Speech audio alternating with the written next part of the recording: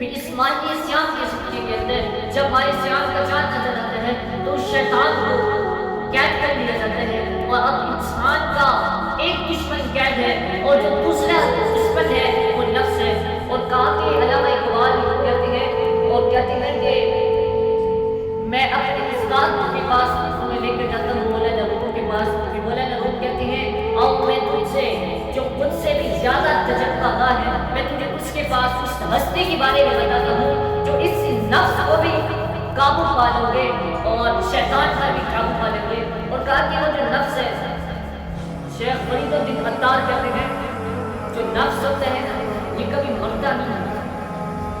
کہا کہ ہاں ایک تین چیزیں ایسی بھی ہیں کہ پھر بچتا بھی نہیں ہے۔ کہا کہ وہ تین چیزیں کیا ہے جس سے نفس مر جاتا ہے، جس سے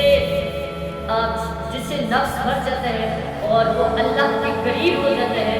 کہا کہ وہ تین چیزیں تم آزما کر دیکھو پھر دیکھنا نفس بچ بھی نہیں پائے گا۔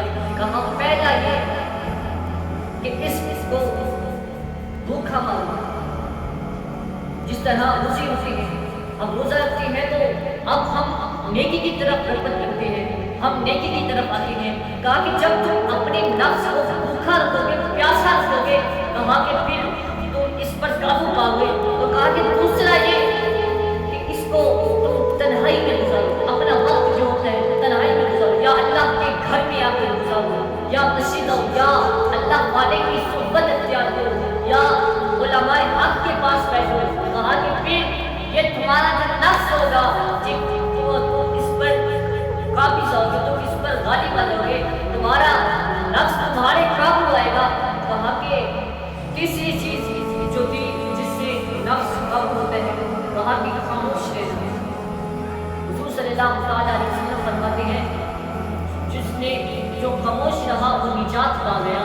اور جتنا ہم بولتے ہیں، جتنی ہماری زبان چلتی ہے، جو سب سے جو جرم ہوتی ہے وہ ہماری زبان کرتی ہے۔ اور کہا کہ کسی بزرگ کہتے ہیں کہ جو ہمارا پورا جسم ہے نا یہ صبح اٹھتے ہی زبان کے آگے ہاتھ باندھ کر کھڑی ہو جاتا ہے اور کہتا ہے کہ آج خدا کا نام ہے، آج ہم پر اپنے جسم کہتا ہے آج ہمارے پاس درس کا، آج اس زبان سے کوئی ایسی بات نہ کرنا کہ جس کی وجہ سے غلطی تیری ہوتی ہے اور جو مار ہوتا ہے، جو عذاب ہوتا ہے وہ پورا جسم کو ٹھنڈا ہوتا ہے۔ تو کہا کہ یہ جو زبان ہے جس نے اس زبان کو قابو پایا، خاموش رہا، کہا کہ اس نے بھی اپنے نفس کو قابو کر لیا۔ کہا تین چیزیں ہیں اگر تم ایک کام کر لو تو پھر کہا کہ تمہارا نفس تمہارے قابو میں آئے گا۔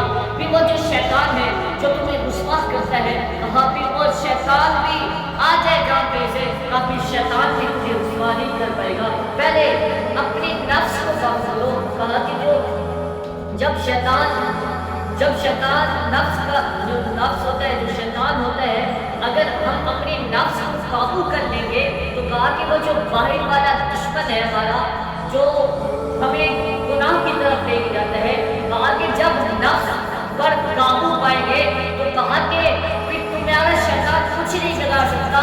جب ہمارا نفس اپنے آپ سے کام نہیں ہوتا، کہا پھر نفس اور شیطان آپس میں مل کر تم سے گناہ کرواتے ہیں، تمہیں سیدھے راستے سے ہٹا دیتے ہیں، تمہیں اللہ سے دور کر دیتے ہیں۔ کہا کہ اسی وجہ سے تم اپنے پہلے نفس پر قابو پاؤ، اپنے